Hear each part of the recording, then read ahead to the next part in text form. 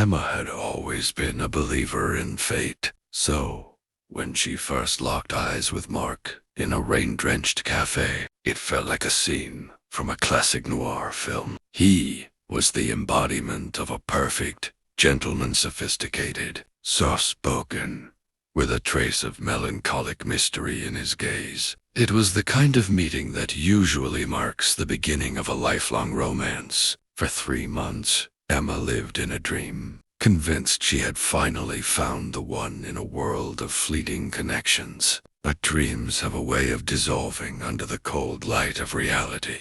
By the 3rd month, a chilling realization began to take root. Emma knew absolutely nothing about the man she was falling for. Mark was a ghost in a digital world, no social media, no digital footprint, and a home address he guarded like a state secret. The facade finally cracked one Tuesday evening, while Mark was submerged in sleep. His phone vibrated with a cryptic message that made Emma's blood run cold. Does she know what happened to the one before her? Driven by a mix of terror and a desperate need for the truth, Emma descended into the lion's den. She tracked him to a secluded estate on the outskirts of town, breaking into the basement.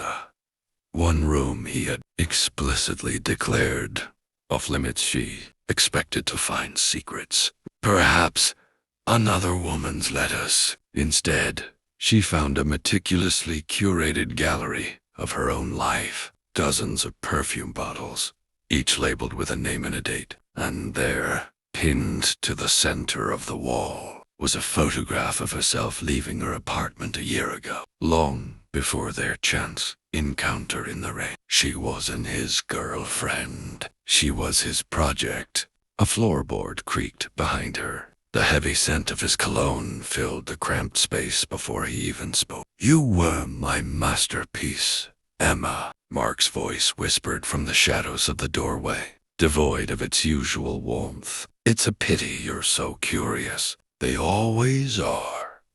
The next morning, the cafe was as quiet as a grave, and the rain showed no signs of stopping. Emma was gone, leaving behind nothing but a single red rose on the cold, wet pavement.